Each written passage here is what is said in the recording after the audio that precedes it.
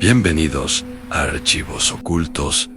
Mi nombre no es importante, pero llevo más de 15 años documentando lo que otros prefieren olvidar. Casos reales, testimonios verificados, terror que existe más cerca de lo que imaginas. Dale like si te atreves a llegar hasta el final. Suscríbete para no perderte el próximo expediente. Ahora sí, comencemos. Huancayo no es solo fiesta y color. En las laderas de sus cerros, entre los eucaliptos que susurran historias viejas, hay secretos que la tierra se niega a soltar. Bienvenidos a Archivos Ocultos. Si aún no formas parte de nuestra comunidad de valientes, suscríbete ahora, porque lo que vas a escuchar no es una simple leyenda, es el testimonio de alguien que se atrevió a desafiar lo que merodea en la oscuridad del Cerro de la Libertad. Mi nombre es Mateo. Hace 2 años era un estudiante de antropología en la Universidad Nacional del Centro del Perú. Mi tesis trataba sobre los sitios de poder prehispánico alrededor del Valle del Mantaro. Mis investigaciones me llevaron una y otra vez a las referencias de un lugar específico, la cumbre norte del Cerro de la Libertad, un lugar que los mapas modernos no detallan, pero que los relatos más antiguos mencionan como Joquipeta, la meseta del espanto. Los ancianos de las comunidades aledañas se negaban a hablar de eso. Solo uno, Don Tiburcio, un pastor de ovejas de más de 80 años, accedió a contarme algo una tarde, no sin antes mirar con recelo hacia la cumbre. Allá arriba, hijo, el tiempo no corre como aquí. Antes de que los españoles vinieran, era un lugar de entierro de nuestros apes. Pero algo pasó. Un huáncar, alegueo maldito, cayó del cielo, dicen, y manchó el sitio. Desde entonces, lo que sube no siempre baja igual, y lo que baja a veces no es lo que subió. Desestimé sus palabras como metáforas folclóricas. Un sábado al amanecer, equipado con mi GPS, cámara, brújula y una dosis de arrogancia universitaria, emprendí la caminata por un sendero poco transitado, diferente a la ruta turística. La neblina mañanera era espesa, pegajosa. A medio camino, mi brújula empezó a girar lentamente sobre sí misma. El GPS perdió señal. Lo atribuye al magnetismo de las rocas. Cuando la neblina se dispersó, me encontré en una meseta plana e inesperada en la ladera. No estaba en los mapas. El silencio era absoluto. No se escuchaban pájaros, ni insectos, ni el viento. Solo un zumbido bajo, un jami grave que parecía vibrar en los huesos. En el centro había un círculo de piedras negras y pulidas, irregulares, que no parecían de la zona, y en medio del círculo, una mancha en la tierra, un área desnuda y formao, vagamente ovaladao, donde nada crecía. La tierra allí era de un color ceniza oscuro. Sentí una opresión en el pecho, un miedo primitivo, pero la curiosidad del investigador pudo más. Saqué mi cámara y comencé a tomar fotos. Al revisar la pantalla, el corazón se me heló. En las fotos, alrededor del círculo de piedras, se veían sombras alargadas, distorsionadas, que no correspondían a nada físico a mi alrededor. Y en la mancha de tierra yerma, la cámara captaba una leve distorsión del aire, como el calor que sube del asfalto, pero en un frío glacial. Fue entonces cuando lo vi, al borde del claro, entre 2 eucaliptos retorcidos, una figura. No, era un animal. Era alta, demasiado alta, y delgada, como un poste. Su silueta era negra, sólida, pero los bordes parecían humear, fundirse con la penumbra del bosque. No tenía rasgos discernibles, solo una especie de elongación donde debería estar la cabeza. Annie me estaba mirando, no con ojos, pero sentí el peso de su atención, como una presión física, helada, que me clavaba en el lugar.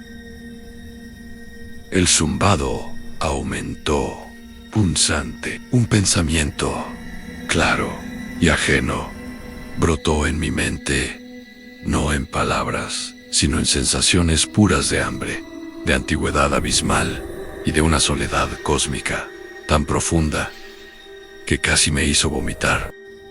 No era un mensaje, era un eco de lo que esa cosa era.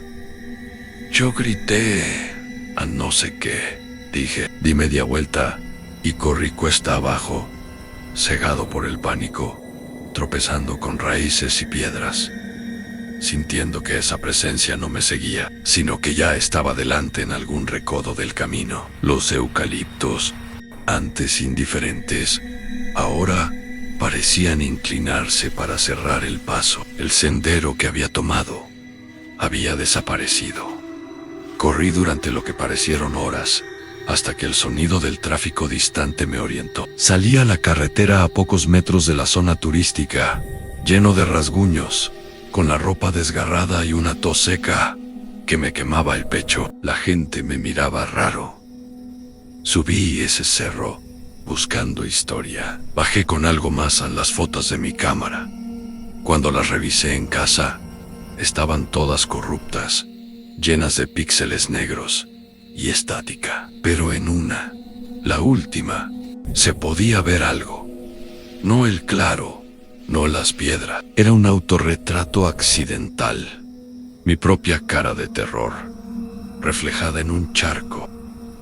Y detrás de mi hombro, perfectamente enfocada entre los árboles, estaba la figura alta y delgada. Y esta vez, en la foto, tenía una boca, una hendidura larga y torcida, abierta en un grito silencioso que era idéntico al mío. Desde entonces, tengo pesadillas recurrentes. Sueño con el zumbido y a veces, cuando miro hacia el Cerro de la Libertad al atardecer, juraría ver, en la cumbre norte, donde no hay miradores, una silueta alta y oscura recortada contra el cielo, inmóvil, vigilante. Don Tiburcio murió un mes después de mi visita. Su familia dijo que en sus últimos momentos balbuceaba sobre el hambriento de la cumbre y preguntaba si el muchacho curioso le había dado de comer. Huancayo tiene sus bellezas, pero también tiene sus guardianes. Y algunos guardianes no protegen, solo esperan. ¿Tienes una historia de los cerros de tu ciudad? Compártela en los comentarios. Suscríbete a Archivos Ocultos, porque a veces el verdadero terror no está en lo desconocido, sino en aquello que, una vez visto, nunca te deja volver a ser el mismo. La siguiente historia es la historia de cuando el pistaco dejó de ser mito y se convirtió en noticia de primera plana. Hay caminos en Junín que los pobladores evitan después del anochecer, rutas que conectan pueblos apartados, donde la niebla se espesa como una mortaja y el silencio es interrumpido solo por el viento que baja de los nevados. Mi nombre es Gregorio. Llevo más de 50 años en el periodismo regional de Huancayo. En junio de 1970, cuando apenas tenía 26 años, cubrí el caso más perturbador de mi carrera. Un caso que los medios de Lima intentaron silenciar, pero que los campesinos de Junín, Ayacucho y Huancavelica conocían desde hacía meses con un terror profundo. Todo comenzó con rumores escalofriantes. Los ancianos de las comunidades andinas hablaban en voz baja sobre personas que desaparecían en los caminos rurales, entre Tarma y el Valle del N, comerciantes que no llegaban a sus destinos, personas que viajaban solas y se desvanecían sin dejar rastro. Los pistacos han vuelto, murmuraban los abuelos en quechua. Los degolladores están de regreso. Antes de continuar, déjame explicarte qué es un pistaco, para los que no conocen la leyenda andina. En las comunidades de la Sierra del Perú, el pistaco no es un simple cuento, es una figura que aparece en historias desde la época colonial. Se dice que son individuos que acechan caminos solitarios, atacan por sorpresa y extraen la grasa corporal de sus víctimas para venderla. Algunos dicen que la grasa se vendía para hacer productos industriales, otros que se usaba en rituales oscuros o para lubricar maquinaria. La leyenda cambia según la región, pero el terror es siempre el mismo. Yo, como buen periodista formado en Lima, pensaba que eran solo supersticiones rurales, hasta que en junio de 1970, la Policía de Investigaciones capturó a 5 hombres en Tarma.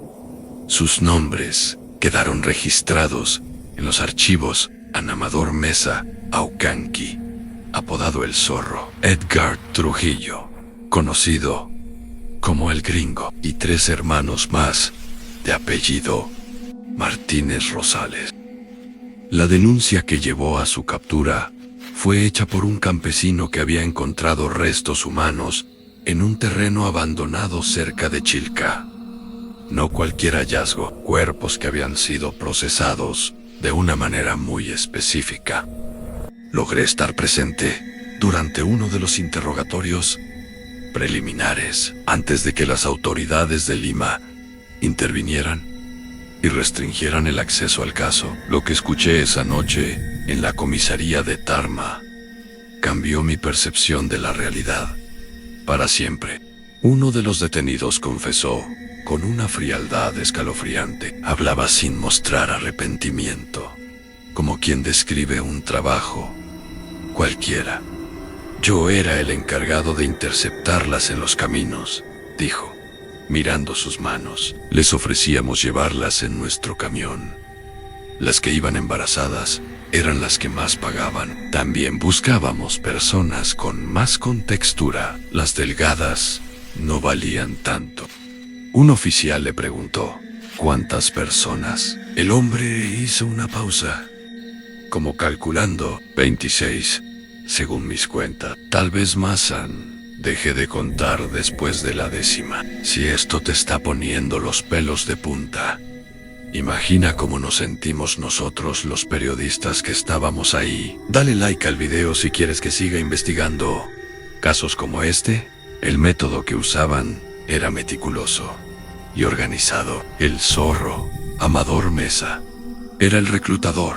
Viajaba por los pueblos identificando a víctimas potenciales, a comerciantes, personas que viajaban solas, pastores que regresaban tarde de los cerros.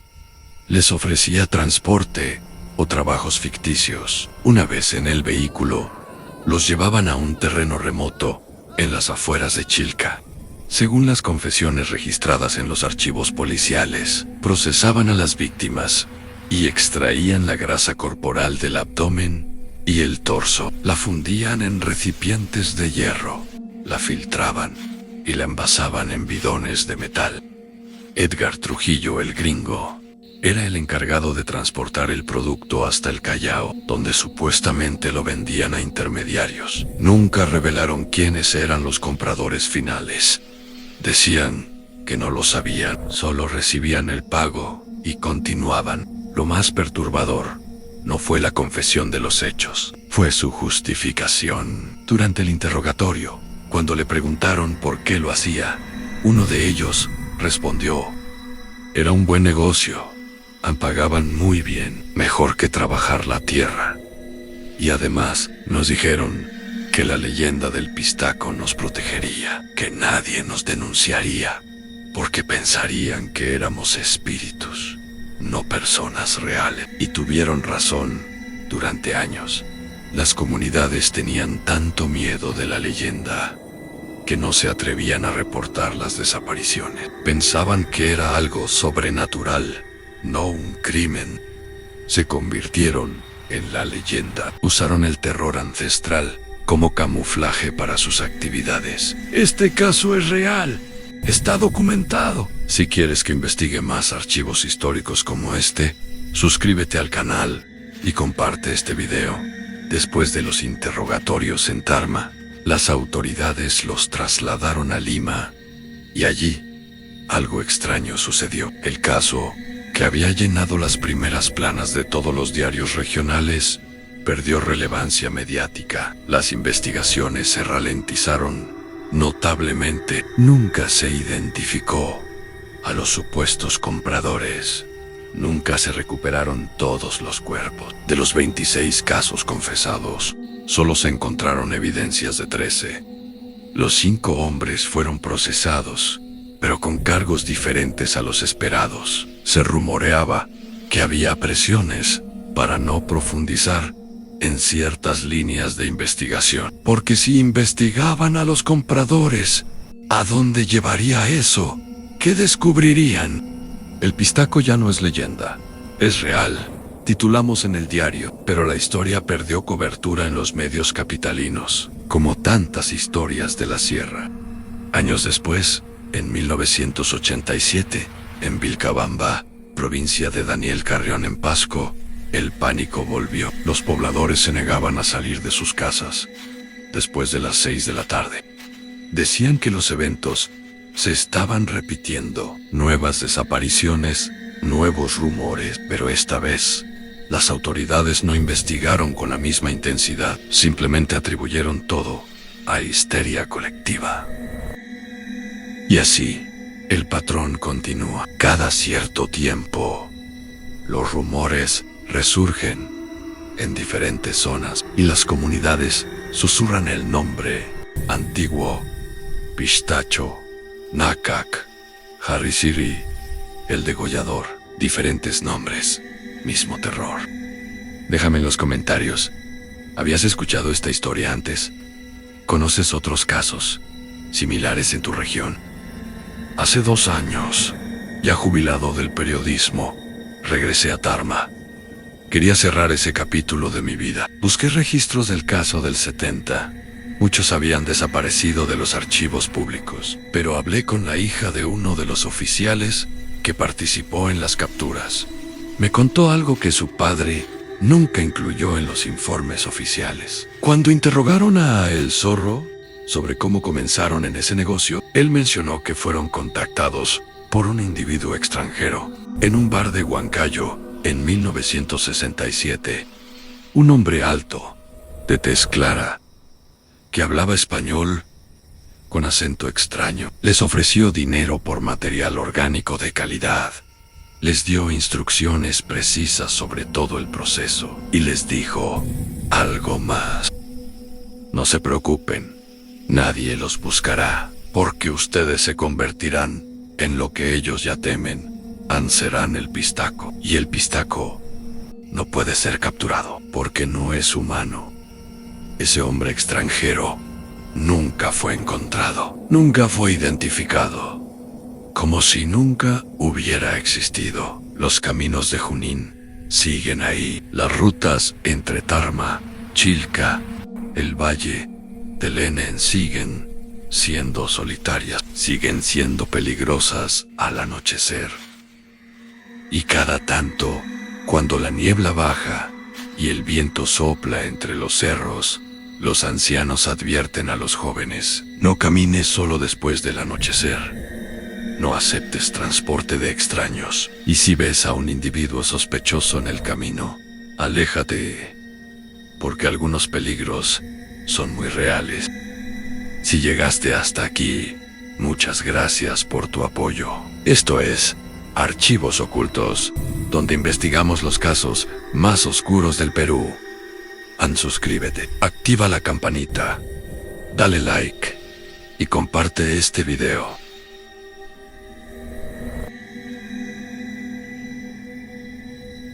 A solo 20 minutos de la Plaza Constitución de Huancayo, hay un lugar donde la naturaleza creó sus propias catedrales, torres de arcilla, de 30 metros, que se alzan como dedos gigantes hacia el cielo. Los turistas las llaman Chimeneos Yadaos, pero los niños del lugar conocen otra verdad. Mi nombre es Andrea, soy fotógrafa freelance de Huancayo. En marzo de este año, decidí hacer una sesión de fotos al atardecer en Torre para mi portafolio. Quería capturar ese momento mágico cuando el sol pinta las torres de color naranja y rojo. Llegué sola a las 5:30 p.m. El lugar estaba vacío. Los pocos turistas que había durante el día ya se habían ido. Perfecto para mi sesión. Caminé entre las formaciones, eligiendo los mejores ángulos. El silencio era absoluto, solo interrumpido por el viento que silbaba entre las torres. A las 6:15, cuando el sol comenzaba a ponerse, escuché algo extraño. Voces muy lejanas. Pensé que eran otros visitantes que llegaban tarde, pero las voces no se acercaban. Venían de todas direcciones a la vez, como ecos rebotando entre las paredes de arcilla. No eran conversaciones claras, eran murmullos, como cuando escuchas gente hablando en la habitación de al lado, pero no entiendes las palabras. Seguí tomando fotos, tratando de ignorarlo, pero los murmullos se hacían más intensos, y entonces los escuché claramente. Nombres. Alguien estaba llamando nombres. María a María. Una voz de mujer, vieja, cansada. Pa. ¿Dónde estás? Una voz de niño, asustada. Ayúdenme, no encuentro el camino. En otra voz, desesperada. Me quedé congelada. Revisé mi cámara. Estaba grabando video también. Todo quedó registrado.